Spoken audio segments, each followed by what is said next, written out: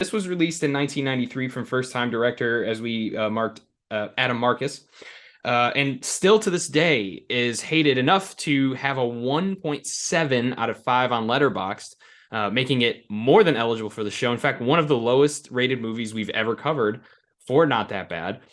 I want to throw it back to you on this question, though. Is this an experience that you find yourself sort of leaning towards that? I wish it wasn't called Friday, or and doesn't have Jason Voorhees, or can you appreciate this as sort of, like the palate cleanser that it would have been at the time, for formula? And by the way, he comments on the formula at the beginning of this movie. We'll get into that in a few minutes. But where do you kind of sit on your appreciation when you're watching this, if you have any? I don't even know where you stand on this movie. I think we've talked before about the fact that I really love this movie. I respect it. I love most films in this franchise, but this is one of the few I admire for any kind of creative tenacity or audacity. And the comparison to Halloween 3 sets a really important context because Halloween Yeah. 3, I think it really could have had a whole different chance with audiences if it wasn't called Halloween. And Right. really, I don't see much to justify calling it Halloween 3, even still Yeah. as a fan of that film and as, someone who ranks it above many of those sequels, right? Yeah. Yet ironically, I still have doubts that it should be called Halloween 3.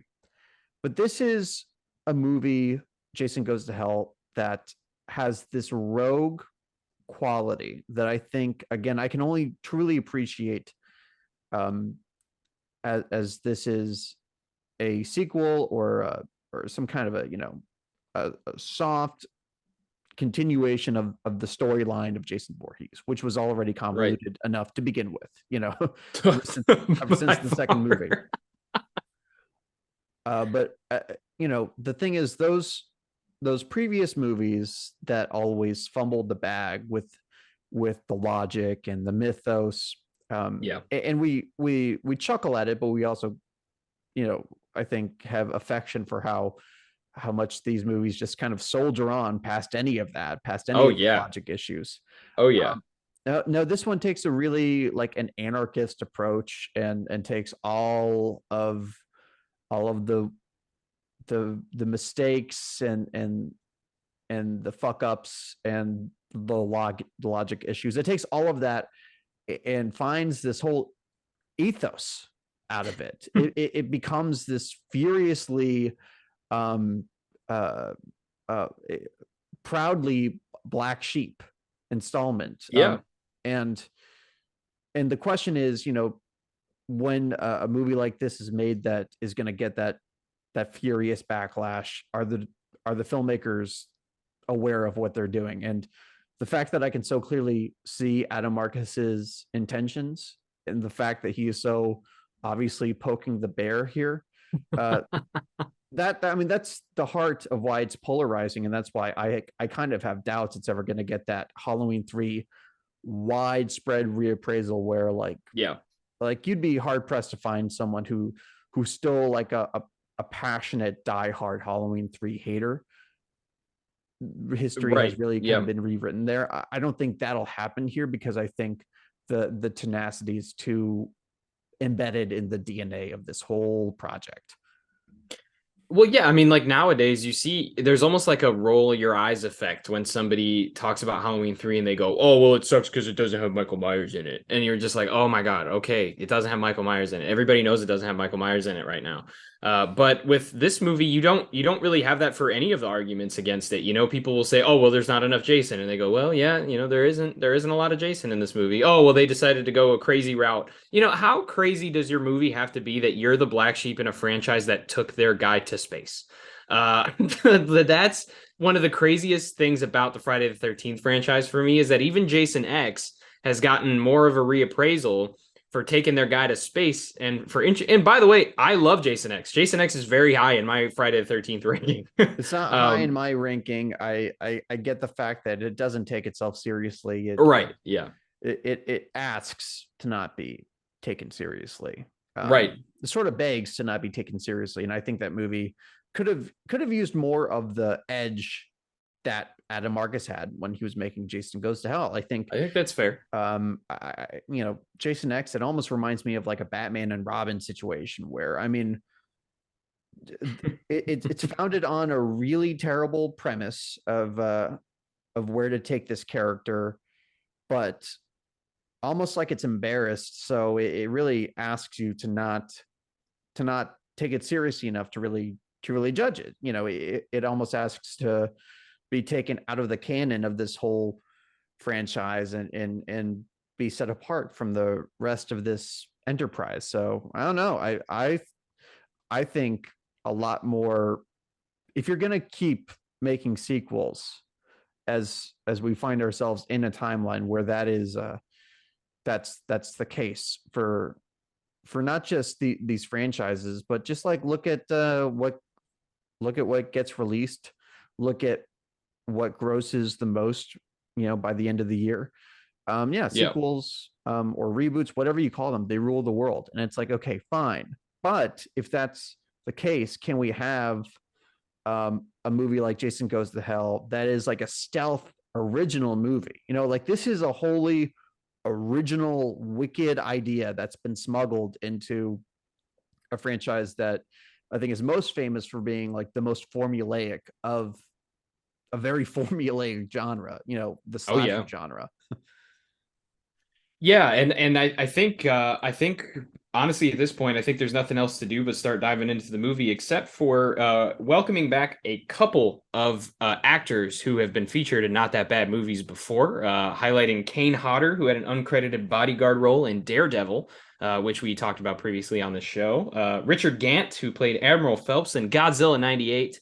And of course, Julie Michaels, who had an uncredited role of Jane in the aforementioned Batman and Robin, all of which movies you can watch right here on the That Bad Media channel, covered on Not That Bad. It's so funny to me that you brought up Kane Hodder, and the connection you made to one of our previously discussed movies was Daredevil and not Friday the 13th, The New Blood, which I thought was where you were going with that. Yeah, well, early on in the show, I used to do a connections game where I would Yes. I would try to connect all of our movies together, and I wanted to be a little more obscure than to do the easy route of saying the New Blood. Of course, though, Kane Hodder has been on the show before with the New Blood. We talked about his performance as Jason in that. I'm sure we'll talk a little bit about it in this. There's not much to talk about it with his performance in this. But he does have another role. He plays two roles in this. He plays Jason, and he also plays one of the guards at the coroner's office. So Mhm. we'll have some things to discuss. But I think let's dive right into the movie. So we kind of kick off with this opening that is very much in line with this Yeah. franchise. No. So we kick off with uh, might be the best Friday the 13th movie um, out of this whole franchise, if you take it as a short film. I mean, it's 16 minutes of the most um, slick and straightforward and well executed, Jason Voorhees goodness that you would hope to get out of these movies. It's the movie. It is so on the nose about being the quintessential Friday the 13th movie that it's meta. It's Yeah. meta just out of the nature of uh, how self-aware and pandering it is, in that sense. But I have to imagine that audiences must have known that what Jason has popped out of the shadows by minute 10. That's never happened before. We already have the chase with the final girl. That's never happened Yeah. before. Like something even subconsciously must have been kicking in, telling them, I don't think this is gonna go the way most of these movies go. I don't think, even compared to the telekinesis one or the Right. Manhattan one, I think like this one is really gonna buck tradition. That's what's so funny about it, right? Is like it's meant to be this sort of like almost not, I don't even really want to call it a jab, but just like a joke about how this franchise is kind of formulaic, right? It starts with every trope Mm-hmm. that you could possibly imagine. Done incredibly well, executed very well, shot very well. Everything about it is well done. But at the same time, it's kind of funny because something that's intentionally so formulaic is so out of the norm for the franchise, right? Because you always start with this kind of slow build. I mean, besides the remake, which, does give us a bit of a 30-minute opening of Jason, being Jason. And that's what I This, compare this opening to, is the opening of the yeah. remake. Oh yeah, very much so. And ultimately, like this whole formulaic thing, like you're wondering kind of where it's going to go. Already this girl who we're introduced to, we think, might factor into this movie more, is out in the woods and Jason's chasing her down, and then She's down in the woods in a towel. in a towel, and we get one of the most insane thing. I'm sure at the time, especially, I know my first time watching this, I didn't know anything about this movie. I saw the cover of it and I thought, man, why does nobody ever talk about this? I was just getting into horror at the time. And I just stood there kind of slack jawed because Jason gets surrounded by the police, the military, and they fuck him up, man. They kill that motherfucker. And Jason has never looked better. In my opinion, So you like this look of Jason? This Jason Voorhees, like, this is my jam. This is what I want my undead slashers to look like. I know there's some controversy around his appearance in this. Some people really Cody like Leach. Cody's been on the show twice. Go check out his episodes if you haven't. He called him, I believe, Microwave Jason. Like Meatball Jason or something like that. Yeah. It's funny because Cody's one of the few people who defends this movie. He does. Yes, he does. His review is quite good, actually. Yeah, but he dislikes one of the things that I think is probably the most popular about this movie, which is Jason's look. Again, I know there are haters about that too, but again, coming from my background as a creature feature fiend, a hound for misshapen and malformed murderers. Yeah. I dug it, and it sets the tone so well. I mean, because we have already left behind the more grounded human Jason, if that could ever really be accepted as human, because his whole background is shrouded in this weird mystery of how he's alive and all of that, which is kind of why this movie exists. Adam Marcus, when I talked to him, he said the whole point of this movie, it's like the Force Awakens, right? A whole movie exists just to kind of address one plot hole that people have, like, fans have always kind of talked about, which is, how did Jason survive?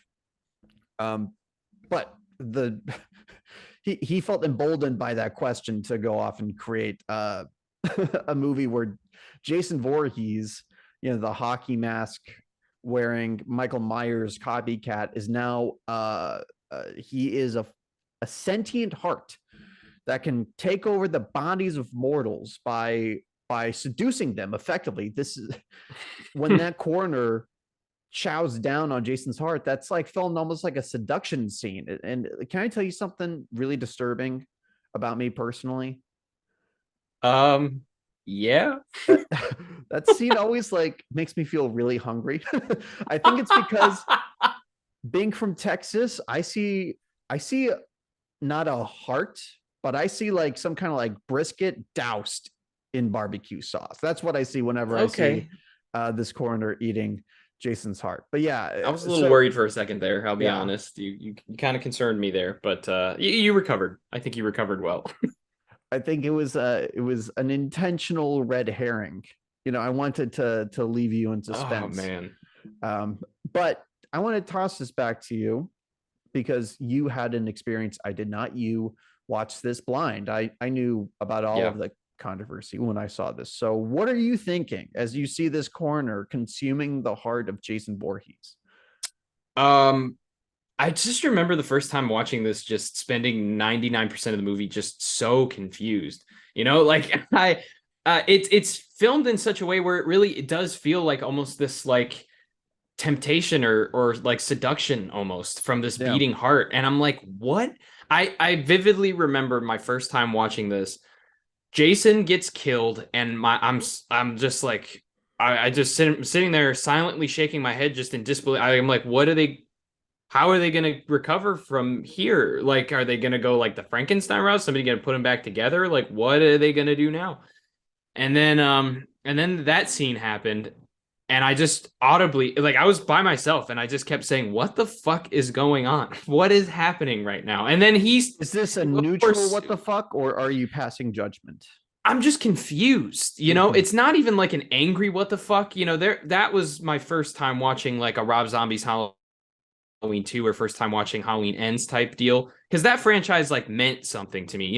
Friday the 13th, it's not like it never meant anything to me, but it wasn't until I reappraised the movies as an adult that they really started to grow on me. And like, just really appreciating Jason Lives kind of helped me appreciate the rest of the franchise. The remake I already liked, but the rest of them I really didn't have any connection to. So I'm not like a Cody Leach, watching watching Freddy's Dead. What the fuck? It's more of like a I don't understand what's happening right now. I almost thought like I was I was almost thinking like the disc that I bought. I was like, did I buy this from like a used store? Like, is this the wrong movie? Or like I was like, no, I remember opening the shrink wrap, like this was legit. Like what is going on? Because that corner, of course, he eats the heart, and then we see him immediately kill his other corner. That they're in the office together, and then We we also cut see to some yeah, kind of like some red flares, some uh, flares, whatever the almost look like hell. spirits. Very. I'm gonna already drop this connection. Extremely Hellraiser to me. I see a very Yeah, palpable Clive Barker influence. Because the heart here is almost like a lament configuration. It, it, yeah. ser- it serves a similar kind of utilitarian purpose to the plot. And I don't know like where the Hellraiser movies were at this time. Like, could that have actually been an influence on Adam Marcus? Is that just a coincidence? I mean, Yeah. like what they come out in the late 80s, this comes out early to mid 90s. I just think something happened to reset the horror formula, like the formula for these types of movies, because Freddy's Dead, The Curse of Michael Myers, Jason Goes to Hell, they all go into this weird metaphysical lane that, like, maybe with the exception of Freddy Krueger, because I don't know, he's this being in creatures' dreams. But Michael and Jason, like, we have a playbook that you were free Right. to follow, and really the most deviation that you had up to that point was like putting them in like different locations, like put Michael Myers in a hospital, put Jason on a boat. Right. Yeah. Yeah, so something happened, and I kind of want to attribute it to Hellraiser because that was one of the more like financially popular horror franchises to take the slasher formula but take it outside of the confines of the you know of the genre. You know what I mean? Like like it's starting to get fantastical and mystical and metaphysical. So I want to draw a connection there. I don't know if it's strong enough, but that was my immediate thought, and I had that thought several times over, was that this is like a pinheadified uh Friday the 13th. I could absolutely see that. I mean, you're right there. I mean, this wasn't the only franchise to do it. Of course, all the big three have their sort of supernatural outlier, which is kind of funny because like it wasn't too long before this movie that Jason was literally fighting a Carrie clone. And now we're looking at this one, and it just feels like more of a departure for me than the New Blood did. It's a Because New much more Blood, drastic departure, it's really. it's there's a lot in this movie that we're going to continue to get into things that they Yeah, introduce in this yeah, that builds that sort of fantastical element. But I would argue that this is the weirdest of any of the big three franchise movies, absolutely. because Yeah. even, and I don't know if you're going to want to censor this for for non-Patreon users or not. I don't know. But there is a movie in the Halloween franchise that literally has cults and incest rape and awful things. Awful things.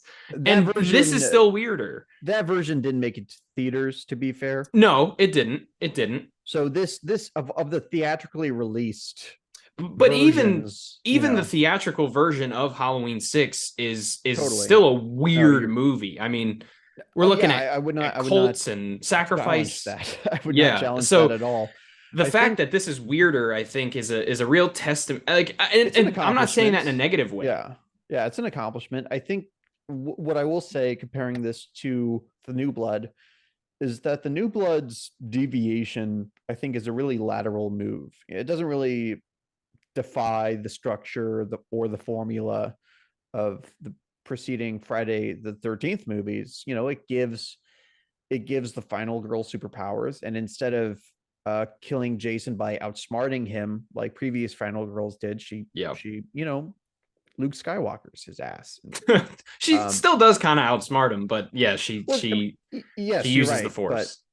when I think of uh like Ginny having to outsmart him at the end of Friday the 13th part 2, very grounded, and now Yeah. we have the same dynamic. It's just now she's using her mind to literally fight him as opposed to Yeah. doing any kind of Right. psychological games there. So that's I think the important thing to remember is that this franchise had gone weird, but in lateral ways that really didn't change, I think, the fundamentals of what a Friday the 13th movie was. Yeah. But what they're also probably thinking is that, hey, if we're gonna have Jason fight Freddy Krueger, like I think we have to. They probably felt that they had to do something to make that make more sense. Like these two universes are going to have to cross over at some point.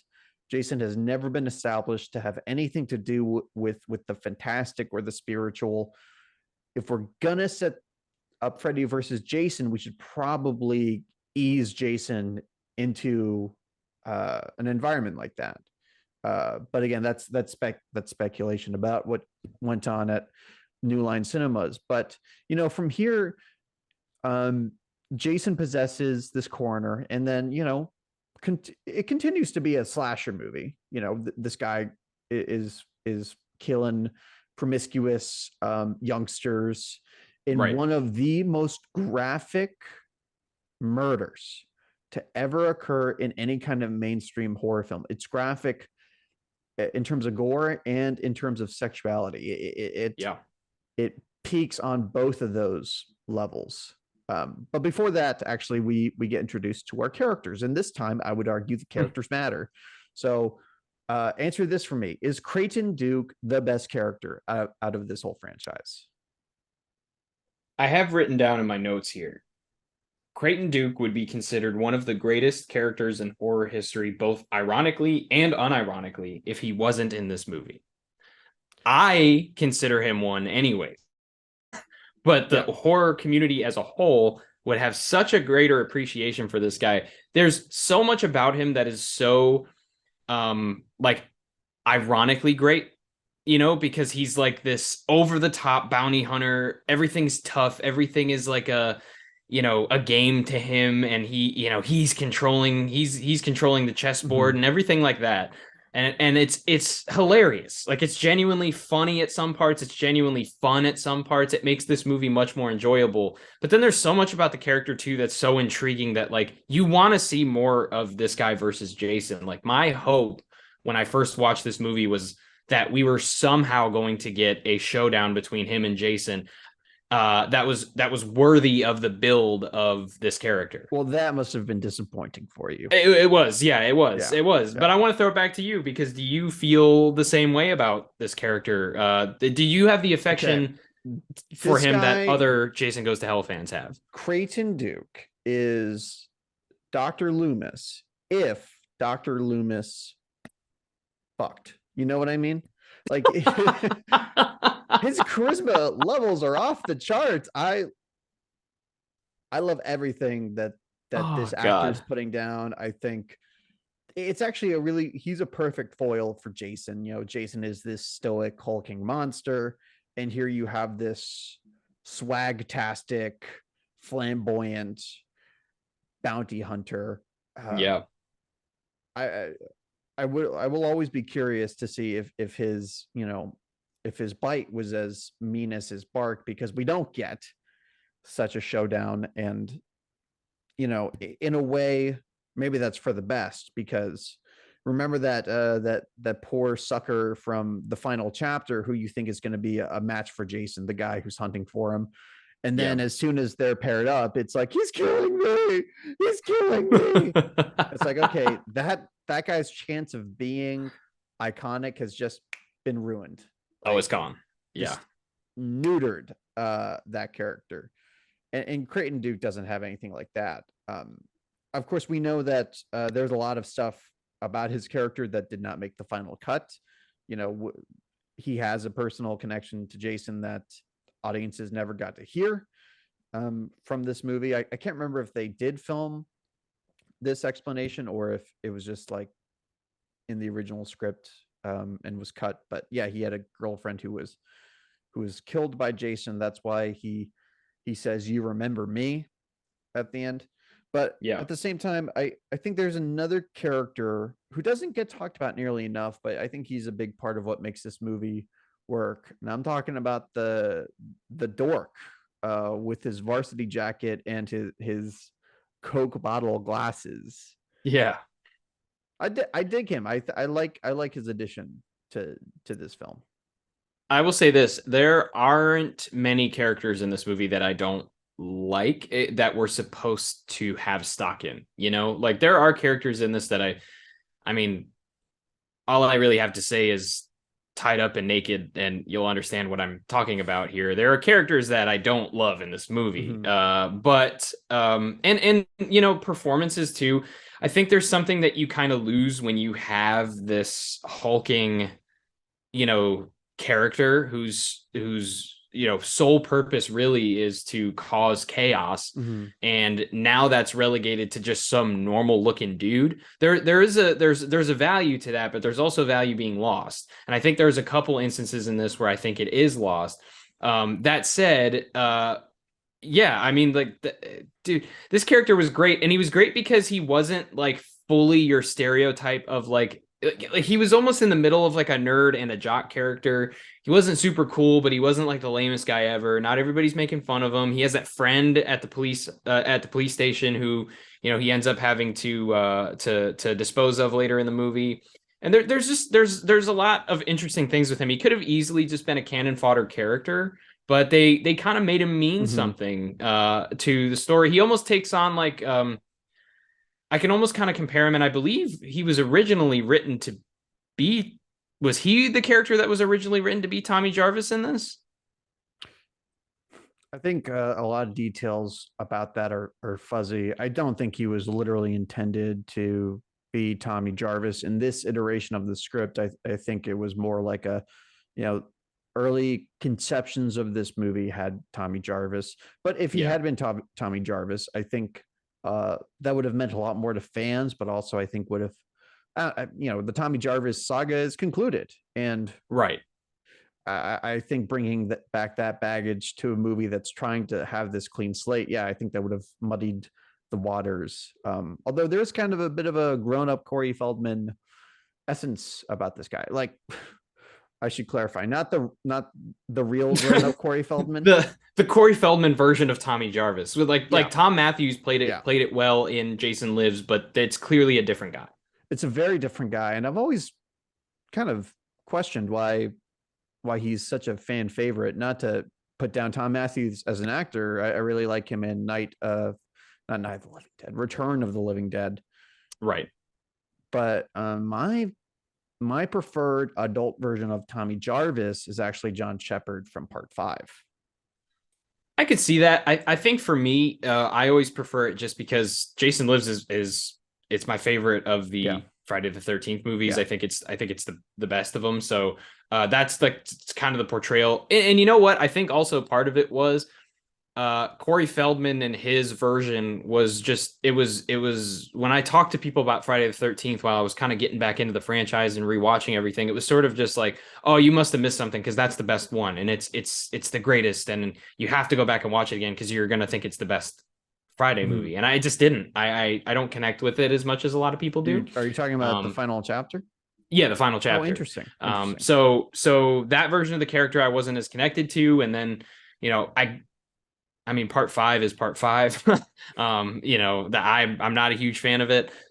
So Yeah, I think, Tom Matthews. I think a lot of people kind of fall into my camp where it's like they have so much affection for Jason Lives that they just kind of want to see Tom back playing it, which is why they loved his cameo so much Yeah. in Never Hike Alone. Yeah. I mean, I get it on an emotional level, but I actually Yeah. think Tom Matthews as Tommy Jarvis is actually something that kind of holds Jason Lives back nowadays. Oh, really? Okay. Yeah, I don't mean to ruffle any feathers here. I know people have a lot of affection for that, but they turned him into such a goof. I just really have a hard time taking taking him as Tommy Jarvis seriously. But that's neither here nor there as far as this is concerned. Now, the interesting thing about this actor that we're talking about in Jason Goes to Hell, he is Mhm. technically a Friday the 13th alumni. He was a lead on that Friday the 13th show that I have never seen, and I'm still I've not not sure either. what the connection to the movies are, but I've heard that there is one very loosely. So don't know. And was his casting an intentional callback to that? That's something I would like to hear an explanation for. If that Yeah. series was canon to this in any way, I don't know. I mean, I'm asking for a little too much. Again, this movie is trying to give a middle finger to all of that, like all of those threads I'm trying to connect. It's like, Well, right. Yeah. yeah, we're doing our own thing. Now, how do you like um uh Jason being a baby brother? How do you like the big sister thing? I don't like it at all, actually. Yeah, I think it just feels so unnecessary. Like yeah. the movie as a whole, and I sort of both agree and disagree with people on this, but this time it stuck out more than other rewatches. Um, of how easy writing Jason out of this movie really would have been if you consider, you know, if you watch the movie back, you'll know what I'm talking about. Like you could have taken Jason out of this movie in one rewrite, and it would have been easy to do. But who would have been Um, going around killing people? it could have just been another. You could have just slotted in a new slasher to Yeah, take so that's what I to was saying. They right, made a stealth, you know, original thing. right. It's yeah, And that's no, okay. that's I want to make absolutely that true. clear. I'm not upset at the filmmakers for doing something like that. I appreciate when people take chances. Is a Friday movie, does it fail? I'm going to get into that kind of as we continue talking about this. But I can say this with pretty, I could say this pretty definitively. Um, the family angle was always going to be the wrong way to go. And it added an extra fantastical element with that knife that Mhm. just was unnecessary for the movie. I don't think it was. I mean, if you want to add in a foil, I understand the need to try to find something, but you know, again, you're calling it a Friday movie. To give a little, I just wish they would have put a little bit more care into connecting it with something about the lore of Jason Voorhees instead of just inventing something new that, truthfully, I didn't feel worked in the script. Yeah. Do you feel the same way about that? I have more conflicting feelings. I think I lean towards your side of the argument. But Jason has always been a family man. He's always been a family guy. That's That's a fair. big part He's of a his mama's boy. character. He's an absolute mama's boy. And the idea of him being a baby brother kind of uh, enhances that. Although, what are they half siblings? I think that's how they explain it, right? It's Jason's, it's his father's Yeah. other kids. Yeah. His father, who we were supposed to see in this movie finally, but alas, we have He still was never seen. original script. He was supposed to eat the heart, right? That was like the original script was that he digs up Jason and eats the heart, and then he's the one that starts that killing No, I spree. think he just had a cameo at the end, unless I'm getting this confused. I've read a few unproduced Friday the Right. 13th scripts. Well, Maybe this was I'm originally they got this so they could do Freddy versus Jason, and then they yeah, shelved it, and then yeah. that's why there's that nod at the end of the movie. I But might be confusing this with the original script for Friday the 13th part 6. I think Elias might have been scripted to have this cameo at the end of that they cut. Yeah, fact checkers, the people at CNN can yeah, as the can audience can fact tell, check. we've never been fact checkers of ourselves. We just kind of say things sometimes. So that's kind of the nature of our show. We're white men with microphones who say shit. Not Yeah, out of the norm of we don't most have podcasts. we don't have plans. We have concepts of plans. All right, We have that's all I'm gonna concepts of say. notes. We we we have We don't take concepts real of notes. We have research. Yeah, concepts of yeah. notes and research. But yeah, this whole thing about this new sister, this Laurie Strode that they've thrown in. What I kind of like is the red herring of it all, because yeah, you think she's going to be Laurie Strode. You think it's Jason versus Right. Laurie Strode. Yeah. It's not that. It's not that. Again, the movie does defy your expectations. If they had literally gone for the Halloween 2 thing, that would have sat really poorly with me, probably. But I almost like that they kind of baited you, thinking that they were gonna go with this cliche, and I mean they still do, but they again they buck tradition. I want to highlight at this point the effects in this movie. We talked about some of the Another kills. Hellraiser comparison. Yeah. I don't think we talked about this enough, and I want to make sure that I highlight this for people who are unfamiliar with the movie and don't really care for spoilers, or I mean don't really care about spoilers, or people who have seen this but maybe are considering going back to see it. Of course, we've discussed it before. Jason Voorhees is not necessarily a visible character through the movie. He's more of he's using these people as sort of a conduit, or you could some argue that it's the parasite that infects Jason and makes him the way that he is. Either way, I'm not here to argue that. According to Creighton Duke, the heart is Jason, and the Right. body and the hockey mask were just the vestige that he had been using up to that point. Right. And that is something that is a logic fucking Molotov cocktail that never gets resolved. Yeah. Like that just lights the whole concept of this character ablaze, 100%. And just walks away from that explosion. But yeah, Yeah. that's the idea, that the heart is Jason Voorhees, and the body he inhabited, he could have discarded, which is interesting for a deformed character. He could have been good looking this whole time. He could have found a handsome gentleman, shaved him down. Yeah. And well, he did. Yeah. He did shave somebody down at one point, but in one of the most controversial scenes, and I think that is the kind of thing that'll stop people from ever giving this movie a reappraisal. I think that's the exact type of thing that's going to stop it. Because unfortunately, there's, homoeroticism in a Friday the 13th movie. I'm here to see boobies. And like it's not even just that.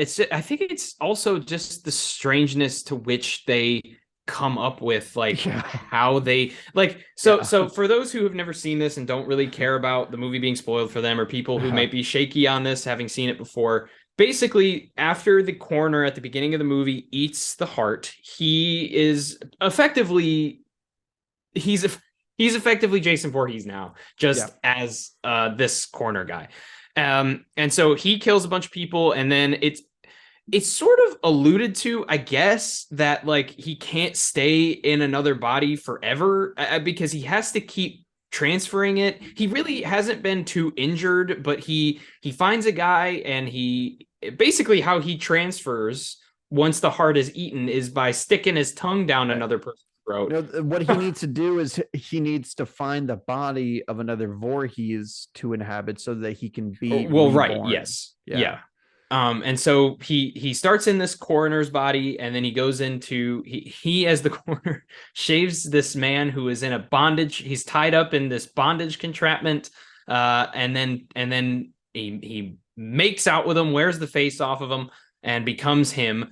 Then he becomes, I think from there does it go right to the television guy after that?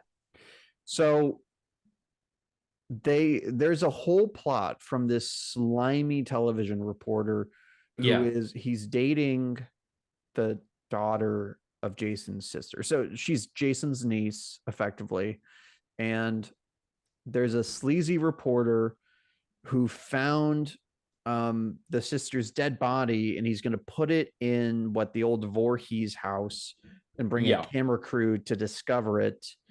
But then, oh man, it starts to get fuzzy. I mean, let's not overstate the importance of the storyline of the Yeah. plot. Yeah. It's basically like a where's Jason? It's like where's Waldo? Where's Jason? Right. And he takes many different forms throughout the movie, and at one point one of those forms talks. So Jason has talked now. That is Yeah. canon.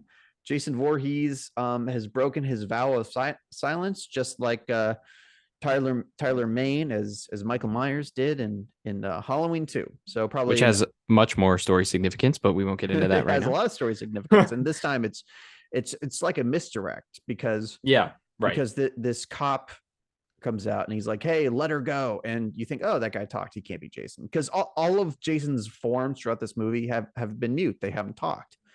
Right. With the exception of grunting, but that's a Kane Hodder's version of Jason anyways. Fuck that noise, literally. That the big black mark I have against this movie personally is I hate the fucking sounds that Jason makes in this movie. And it's weird because I really like when Michael grunts as he kills people on the Rob Zombie movies, especially Halloween 2. Yeah, but it's different. Like It's very different. it's this is something that I think a lot of people could potentially bring up in arguments for this movie is that they'll probably use that's common in horror discourse. They'll bring up another franchise and another movie that did it worse. And I Well, understand that. It's like political. It's like Right. you Yeah, bring up a politician you don't like, and then you counter example with like, oh, but like you like this politician who also did yeah. a thing like that. And I'll say this, like this movie okay, this is going to be controversial, I think. Kane Hodder, I believe, physically is one of the better versions of Jason Voorhees. I can sympathize with fans and say that much. And I think he's a swell person from everything that I've learned about the guy. It seems like he's very nice to everybody. I've gotten to meet Kane briefly. Wonderful guy.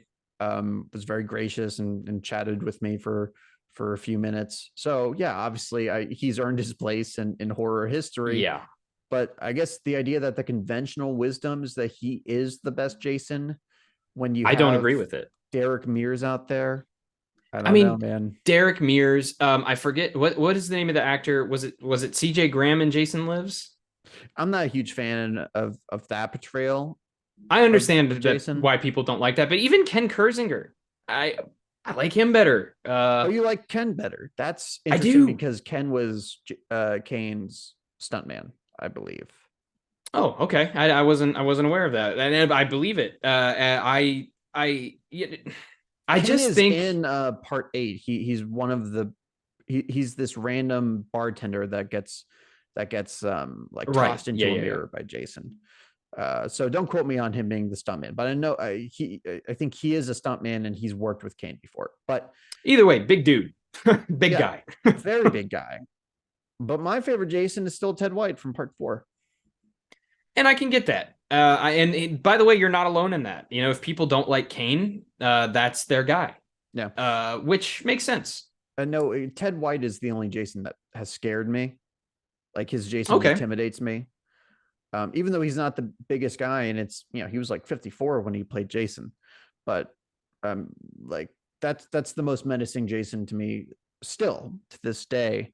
What people probably like about Kane, Kane and Ken. Kane and Ken. I'm just Kane. What they probably associate with Kane is that he played Jason at the moment when Jason finally broke through the mold of being just a masked killer in teenager movies. And now he's like, I compared him to the Muppets when I wrote about him in Dread Central. Like, I think that's like the kind of Mount Rushmore level of pop culture icon that Jason was for a long time. His star is fading. Hopefully they make another movie with that guy. But no, we'll just put out some vague Jason universe post and then put him in the WB multiverses game behind a paywall. That's all we'll do. Hey, we might finally get that Crystal Lake TV show. Yeah, we'll see. I'm not holding my breath. But Kane he played Jason in the Arsenio Hall interview, the famous Arsenio Hall interview. And I think that's like a real tipping point moment for the character. So that's probably what people associate with Kane, what his tenure meant for Jason, not literally. And I I do think he was great in the New Blood. Like, I think He that's was my really favorite good. portrayal of Jason in the franchise, if I'm being I'm honest. biased because he is one of the best looks as Jason. The makeup That's where most of job. where it comes from for me. Yeah. Yeah, Did I say that Jason here has my favorite look? Because I need to correct you myself. did. You did. I, I, Yes. I, that's New Blood erasure. So I need to correct myself. That's my favorite look. This is my second favorite. I would say New Blood is one for me, and then honestly, I kind of this is going to be controversial again. I kind of like the look from the before Uber Jason and Jason X. That was cool. That was fine. I liked his I like it a scraggly lot. hair. Yeah, and I like how it there's this like I don't know. There's something about the look that they did enough different that I just appreciated a lot. But I do also really like I think fans what they call him Home Depot Jason from Jason Lives. I can even Home appreciate Depot that one a Jason. lot. So Carpenter yeah, Jason, which I'll is say funny this. because he's playing a resurrected Jason. So the Right. Carpenter, I know that's funny. is that a I don't joke? know. I Is that think a he's clever got joke? one of the best consistent looks of any of these killers. I mean, like for you could make the you could say like Freddy Krueger, but it did get a little faker as time went on, Dude, especially in like 4 and 5 MTV man, era Freddy Krueger. not to provoke you, but compare Jason with the gentleman that you have there on your shirt, I get it. especially from the movie that you have on your shirt, and I think that's a pretty I pretty got a hot take about great that too, comparison. but that's changed over time. But I no, I totally get what you're saying. Like like one of the things that bothers me the most about Michael Myers is like you had a template with the first two movies, and I know the second movie, the mask looks different. Even though it's I the same prefer how mask, that funny looks. enough. Even though it's the same mask, it just fits the guy differently, and that's cool. But like, even though I have affection for the masks in several of the other movies, I just don't understand why you deviate. Like that only will serve to hurt you if you don't have the continuity of the look of the character. Now, four makes Huh. sense, right? It's not the same mask. Okay, cool. You want to make it look a little bit different? Make it look a little bit You different. want to But make the it fact look a that little shittier. You want to make it look like well, you no, but it's got just it the at a fact that literal like department store. it's the fact that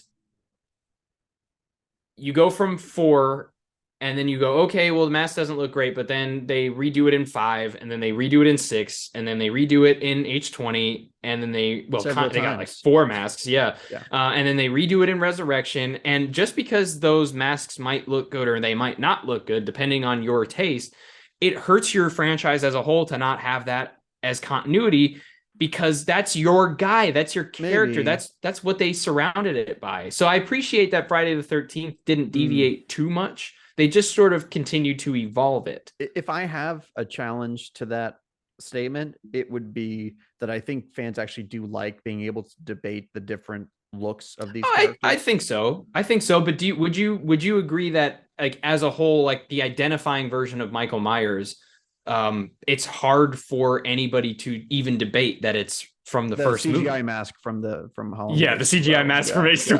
H20, the resurrection mask, but when Busta Rhymes is wearing it. No, no, No, but I yes, agree with that, but yeah, I think because you got the purists who accept the first movie as canon and kind yeah, of right, disregard right, the right, right. sequels. But I think for people who are fans of the franchise, which I think is a very different type of Halloween fan, really that makes you a different type of fan in general. Like for me, I'm a Yeah, Star Wars purist. I like the original movies, and even then I only like some of them. So yeah, we're I'm not even gonna get into that. I'm categorically a different kind of fan from somebody who still goes to see these fucking movies and watches the shows on Disney Plus. Yeah, I'm a yeah. categorically different type of fan. If I am a fan, I might not get to call myself a fan then. So yeah, you got to also remember that there are different pockets of fandom. And Yeah, and I'll give it to yeah, Halloween too in that like it's not necessarily like both of these franchises had a little bit to play with if you just stick to the basic premise of Michael Myers, it's a dude in a white mask, and Jason Voorhees, it's a dude in a hockey mask. So I'll give them that. There was a little bit more flexibility, but that said, even though I am a Halloween fanboy, even though I am a Halloween apologist at times, I think Jason Voorhees overall from I'd say the third movie all the way through to even the remake has had the best consistency with how good the look Yeah. is. And I actually like the Baghead from part two. I like it too. I just think it um I think for consistency purposes, like Jason took off with the hockey mask. Like Of that's the course. one Yeah. that that everybody so I even It though I looks like appreciate two and the beginning of the remake, I will say that from three on it was iconic. going back to the band metaphor, specifically the Nirvana metaphor. It's like obviously like, the lineup with Dave Grohl, that's the iconic lineup. That's the lineup behind Yeah. Nevermind and In Utero. But some of us remember Chad Collins, and some of us remember a little LP called Bleach. So it's kind of that same kind Yeah. of you know, uh, I don't know, claim to some kind of hipster points or cool points. Yeah. My dad's Yeah, gonna love this episode with all this Nirvana talk, but hell yeah. yeah. But getting back to Getting this back one, to Jason Goes to Hell. what we were trying to say, I think, was we were trying to basically lead to that there are different people portraying Yes. a Jason Voorhees, and we see of kills, all of which there is not one in this movie, in my opinion, that is weak in the effects department. Maybe conceptually weak, depending on what you want out of a Friday the 13th movie, out of a Jason Voorhees kill. And it doesn't have the same sting that it would, I believe, with a Jason Voorhees like character. Especially with some of the host bodies that host Jason's heart or soul or whatever you want to say. Like I But get that the it effects are deflates. fantastic. Yeah, I get that it deflates the effects for a lot of people that these kills are being done by some middle-aged character actor and not Jason Voorhees. I get that. I think they actually try to be very smart about that because like the kills that have lingered on in people's memories the strongest, like that kill where that girl gets ripped in half. You don't Right. even Yeah. see the actor playing the coroner from what I can remember. All I remember is saying like marveling and being aghast at the effect that they accomplished there. Right. And then you have a different type of effect here that to me is such a high note for this movie. Like the scene where that body decomposes, it melts. It's incredible. That is something Yeah. I would put on par with classic Hellraiser. Oh, anything. The Thing, I will put it on par with the Thing, right? I Yeah. think it's in that conversation, and this is sort of a last gasp of practical effects. Not just the fact that they're being used, but that they're being used to create really new, like they're being used to realize some really out there ideas. I mean, the thing about the thing about the thing's effects isn't just how good they are. It's that they're being used to realize such fantastic ideas. Like, how did they come up with that? Now, this is to a lesser scale, and Jason Right. Goes to Hell, but Yeah. it's a similar kind of principle to me. You're like, yeah, it's cool to have like great effects when you see a chick get ripped in half. Okay, like Oh, that's yeah. something we can admire, but to go the extra step and imagine something fantastical that couldn't happen, to make the human body decompose in an impossible way is a different type of magic to me. I mean, you're absolutely right. And it's something now I want to throw something out there. I thought of it. This is the first time I thought of this. I thought of it while I was watching the movie last night. And I've seen this movie a few times. This was the first time I ever thought this. So the melting thing, I think we could both agree was a great idea, right? Looks great. Shouldn't there have been a sort of like,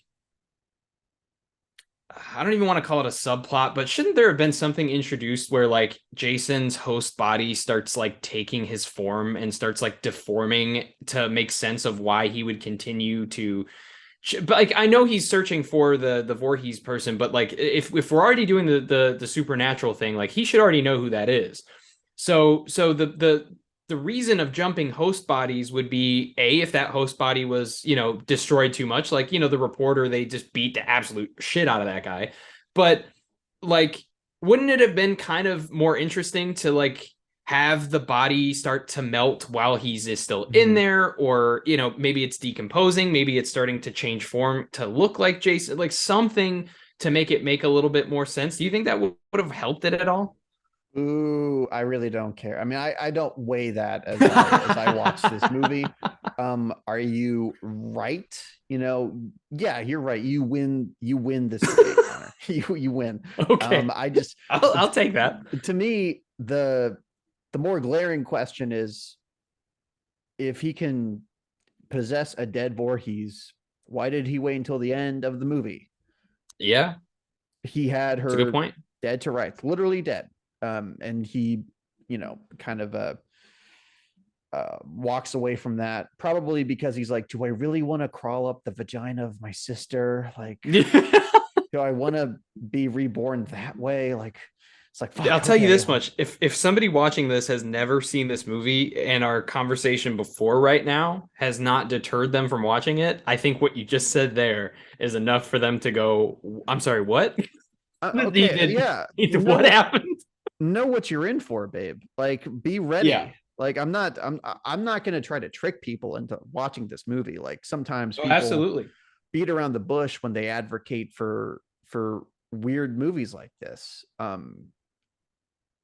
Yeah, I'm assuming though that people, like, if you've watched this far into the podcast, I feel like you must have seen the movie or be more familiar with it, or at least somewhat familiar with what is going on with the movie, why there's a discourse about it. Yeah. So yeah, hopefully I'm not spoiling the movie, although maybe you should be prepared for that.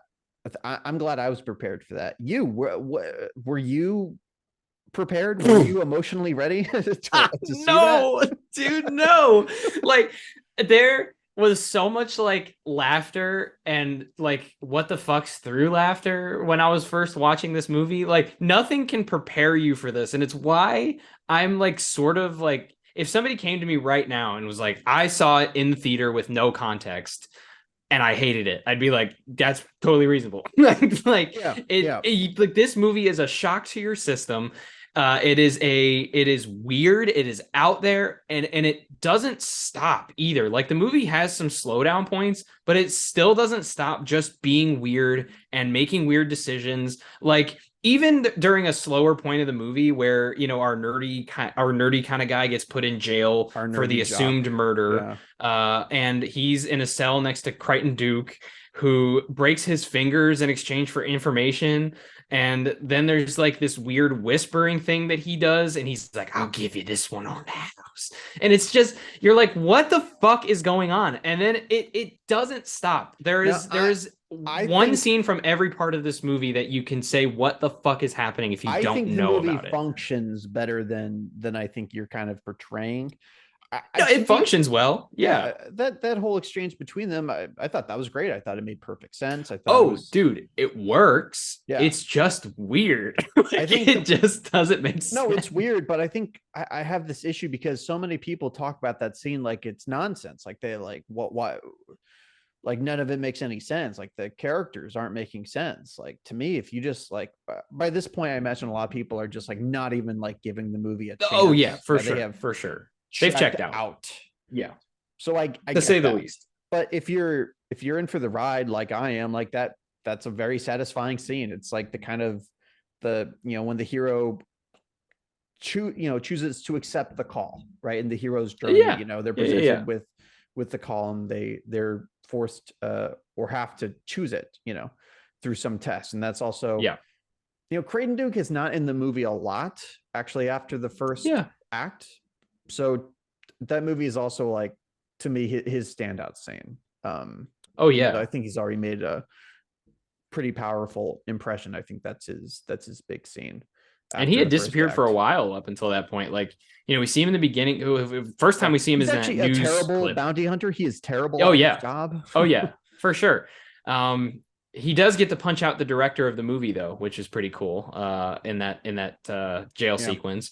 There are a lot of cool sequences in this. I mean, we've kind of glossed over a lot of the middle of the movie, but it's not for lack of care. I mean, most of it is just, it's the story is interesting, with the characters are interesting, yeah. which is different. I like and I care about this goofy goober, this Oh yeah. jockey nerd, especially him trying to reunite with his ex-girlfriend and their love child. I thought that was very Yeah. sweet. And for a movie and a franchise that had been dogged with accusations of sexism, and I'm not here to debate the merits of those accusations. I think there's a lot to be said there. Watching a movie that's essentially about some kind of crisis of masculinity that has to be resolved. This guy, we don't know much about their history, but his girlfriend left him, took the kid with her, and now she's with this much more powerful and archetypally eligible bachelor of a man. So yeah, the fact that this movie is about that and not just about getting the chance to see young naked women being terrorized is cool. You do get your fair share of that, though. You do. I mean, the movie starts out with that. It's almost like here's a little treat, like trying to probably buy some goodwill. Dude, honestly, I think this sprinkles it through the movie better than any other Friday the 13th movie has. I mean, like, you get the beginning, right? And it's a little nudity, right? And then you get that absolutely graphic sex scene in the tent. And that's, I mean, aside from like the bondage dude and maybe a couple of other things here There's and there, more that's sexual really it. tension to the movie. You're right. Outside of those, it's a little more scenes. tasteful. A little more tasteful in It's in a sexual in manner. its tastelessness. Absolutely. That's a good way to put it. It's no longer about pandering to a specific group of people and is kind of like an equal opportunity sleazy movie. Yeah. And that's something that me and Adam talked about. It's, I asked him point blank, like, why did you put that homoerotic shaving scene in there? Which is a question I'm sure he gets a lot, but all these years later, I'm wondering like if he's going to be any more kind of candid about it. And what he said was interesting. He said, I put that in there because I knew that 30 years later, people would be asking me why I put it in there. And does he know this audience or what, man? I don't think he's one of those guys, and I haven't gotten a chance to see his most recent directing outing with Secret Santa. I've heard fantastic things from the people that I know that have seen it, as far as its quality for low budget filmmaking. And I'm not just saying this because he's a guy who never seemed to forget my birthday. I'm saying this because he's a guy who I believe is both a benefactor and a victim of having a movie that dared to do something different. I think anybody who dares to do something different in a franchise or in a genre or anything like that can be in one of those camps or both of those camps. I think he's kind of somebody who's in. I wish it hadn't potentially hurt his career as much as it has. Like, the guy hasn't had a lot of directing credits in his name after this. This was 93, very early in his career. He's been doing a lot more independent stuff, but I mean, his career, I mean, he worked on a Texas Chainsaw sequel. Yes, he did. Legacy sequel. And that was a big success at the box office, no matter what you think about that movie. Oh yeah. So yeah, I don't feel bad for the guy. I mean, he was like a kid in a candy store. Most people don't realize this. He was 23 years old. He was younger than us when he made this movie. I think he was only 21 when they like signed him on to the movie. And so he was even younger when he became of Sean Cunningham. Yeah, by the time they were in production, he was 23, so he would have been younger when they signed him on. Unbelievable thing. He is a kid in a candy store, and that's the thing. Like, Jason Voorhees, as a fan, he's like this coveted figure, but when you're a filmmaker, he's a toy. Like Michael Myers is a toy. I want to play with my toys. Don't tell me how to play with my toys. It's a good point. Yeah. As somebody who's written scripts for franchises and tried to send them off, that's part of the fun is making your own mark with the character. You want to pay tribute where you can, and I believe that they did in several aspects of Jason's short appearance in this movie.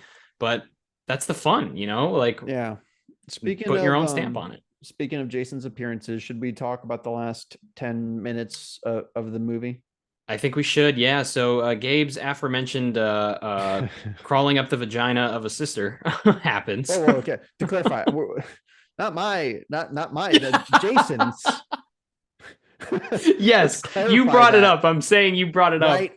now. Yes. The Jason parasite crawls up the hoo-ha of his sister there, and and uh and then we get his resurrection, full hockey mask and everything, which I actually kind of appreciated because with the look they sort of made it was almost like the mask was melting into his skin. It was becoming part of him, which I thought was really, really cool that they did that.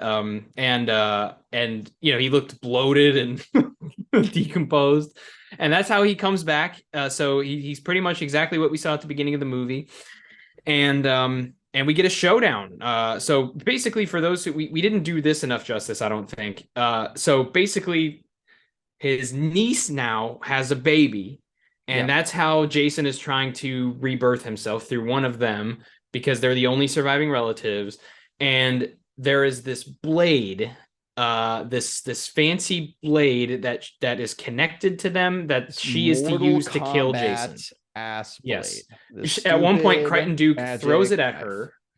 She catches it, and the same red energy field things that we see go into the coroner at the beginning of the movie are swirling around the blade. So there's a significance there, and that is the blade that she is to use to kill Jason because she is the only one that can do it. Because she is a Voorhees. Because she is a Voorhees, yes. Yeah. So you need the magic blade, and you need to be a Voorhees. One or the other would have been fine. I think one or the other. Yeah, just say that only a Voorhees can kill him. That seems simple enough. Don't know why we have to have a magic blade. I guess just to add one more little magic nugget. Because why not? I think by this point, the mood is like we're going for broke. Why not? Right. Like, there's very little filter between the ideas that seem to pop into their heads and what made it into the movie. So they do stick the dagger in him, but what precedes that is a very goofy fight, very lame fight, in my opinion. Not a fan of this part of the movie. I remember it very vaguely. Like it's the part of the movie that I really struggle to even like visualize. I watch it's fresh in my head. Just kind of like leaves it, but that's not a struggle I have with any other part of the movie. So that's just that's the irony, is that when Jason comes back, which is like people are like, finally this movie's gonna maybe has a chance to be good again. That's where it loses me a little bit. So that's again me being a bit of a contrarian.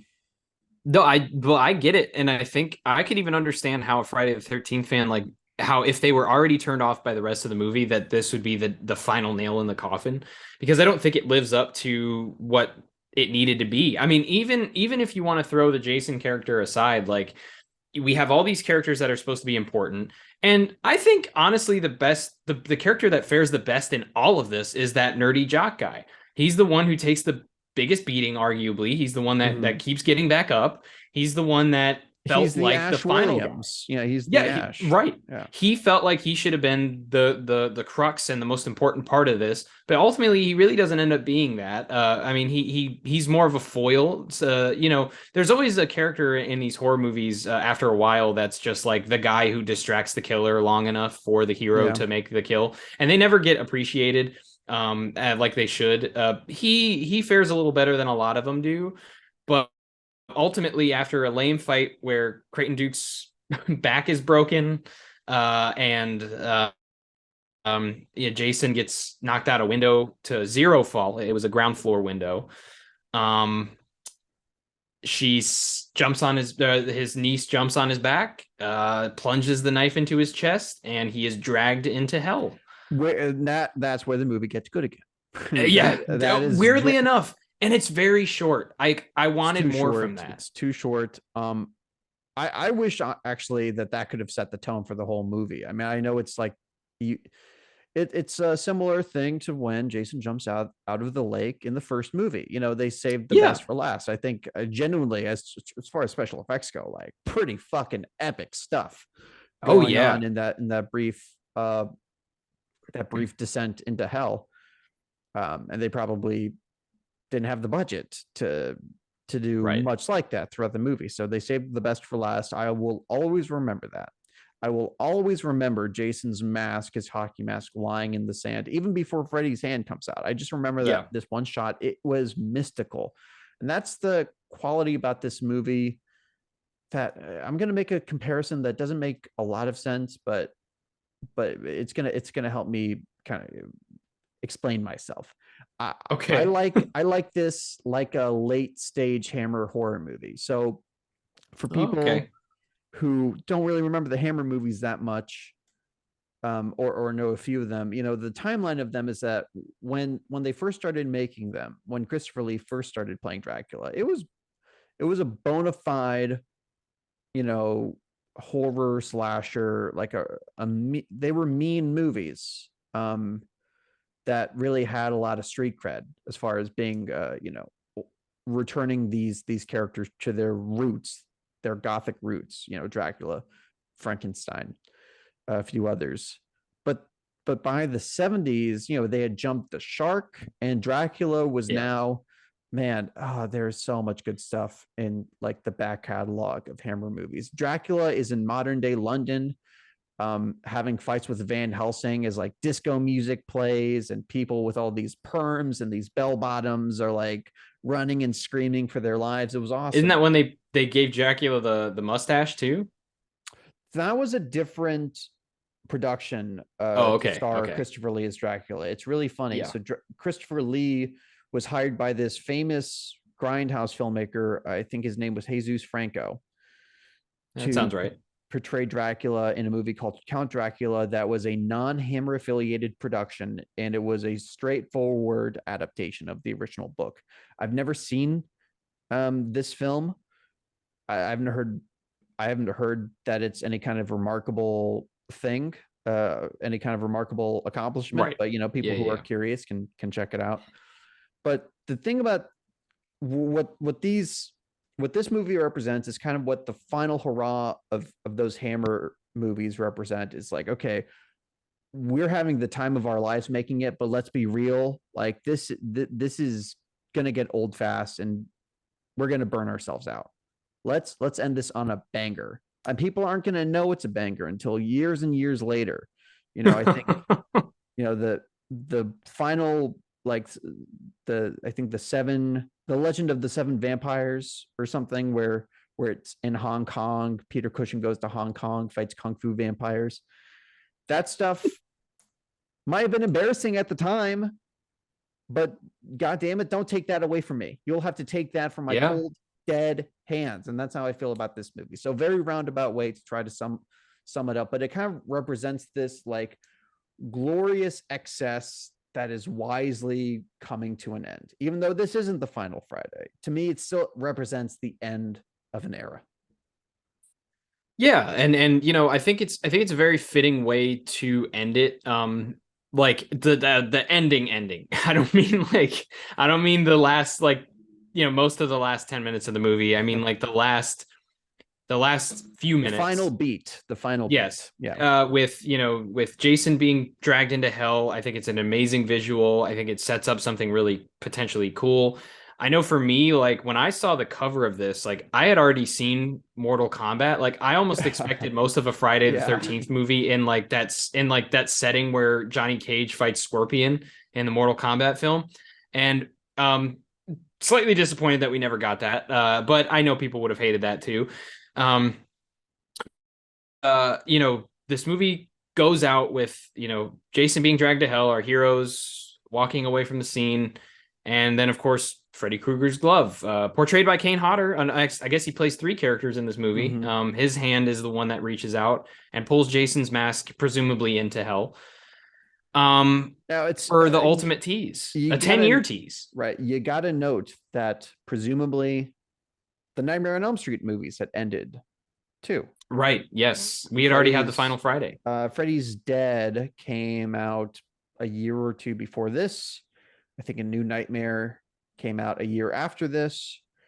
So just a crock of shit all around. It's like Yeah. the final Friday, the final nightmare.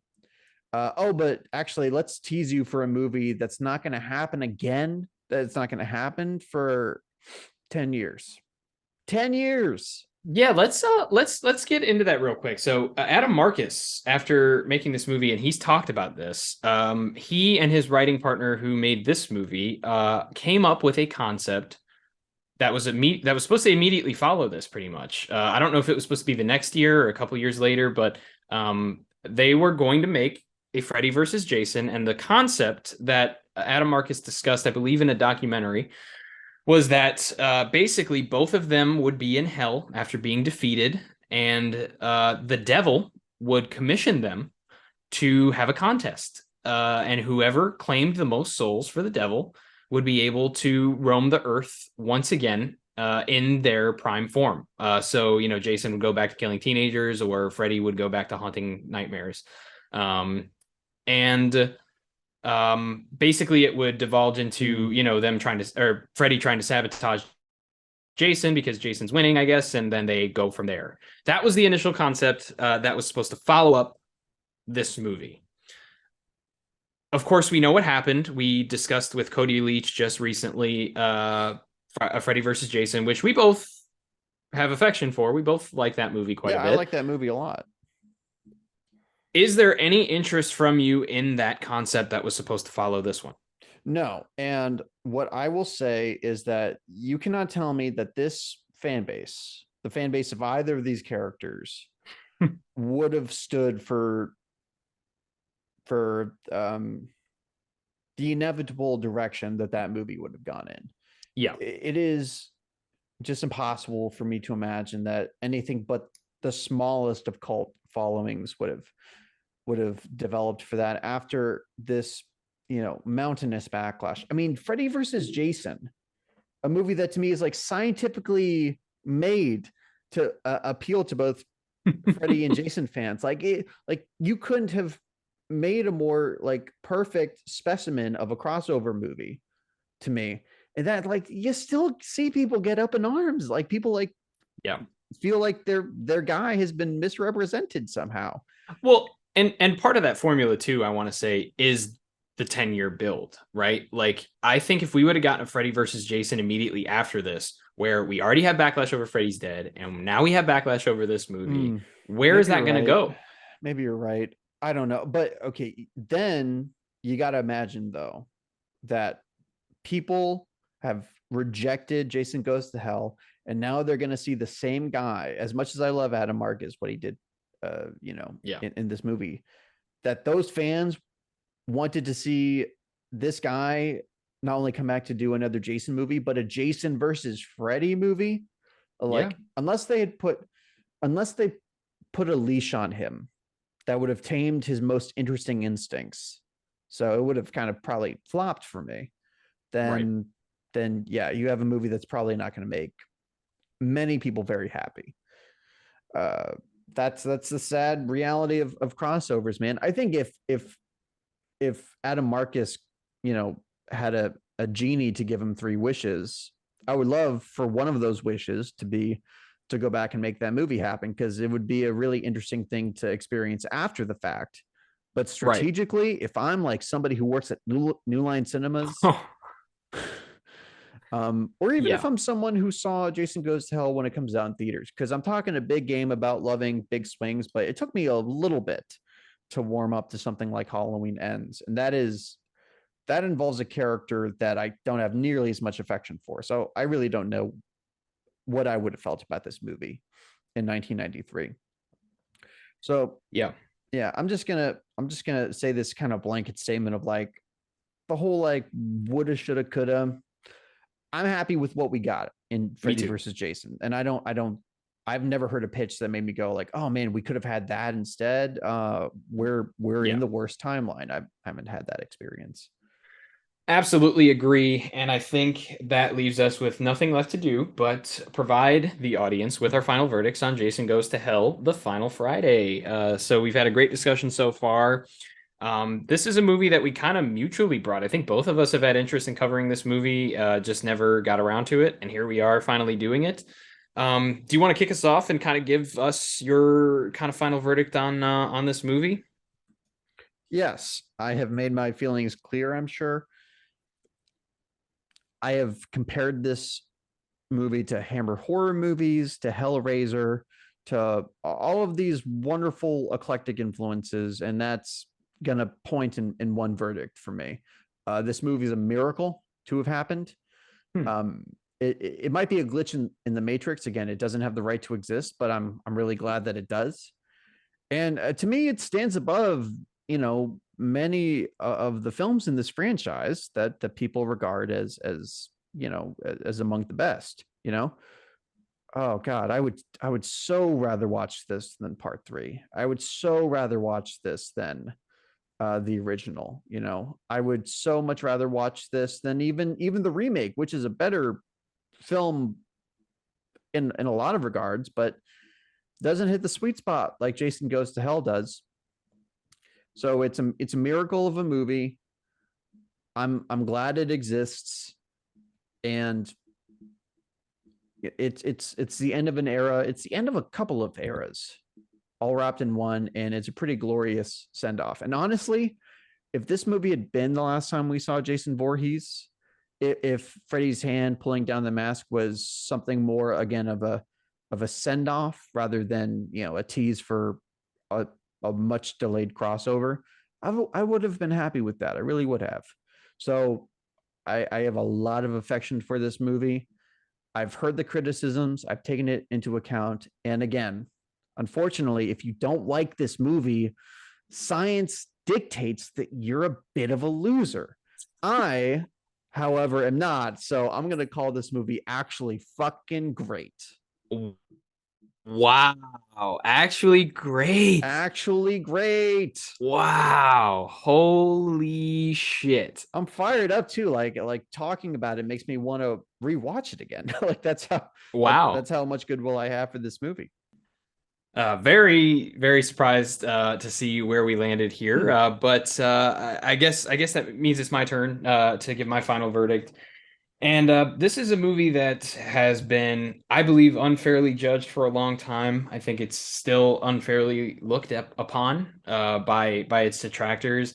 I think people have every right to not like what they got from this Friday the 13th movie. I get that. I am sympathetic to that.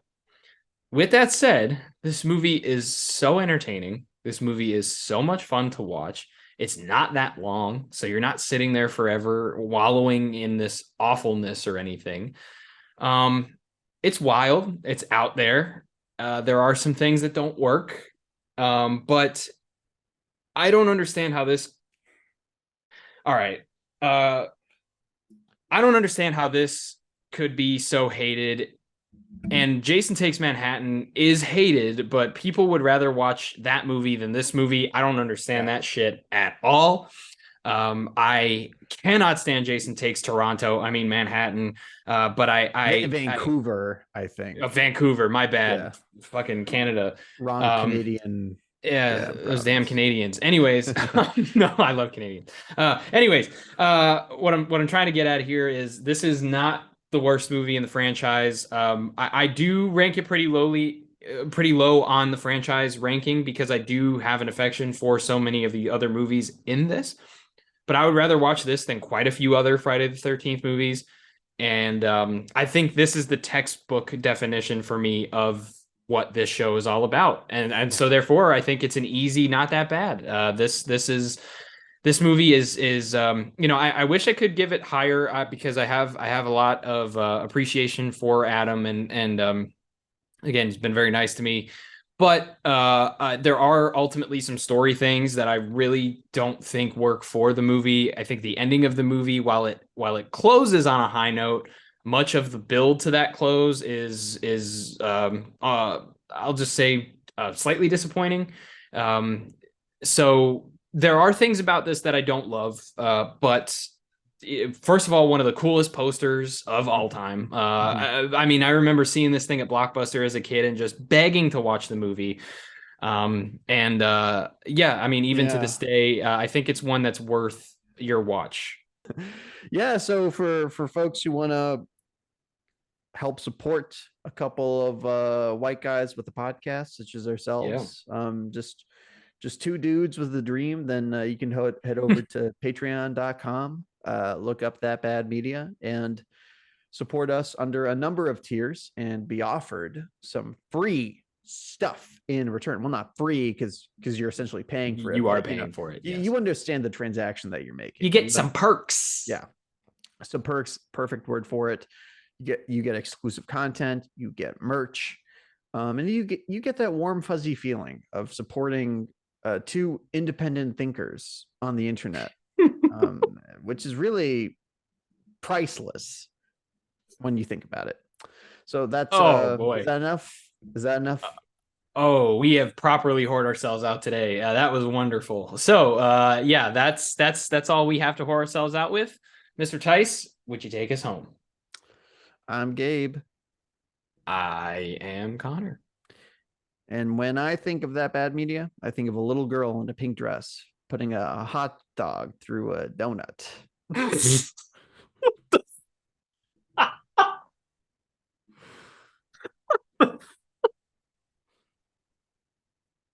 Just cut it. Just cancel the show.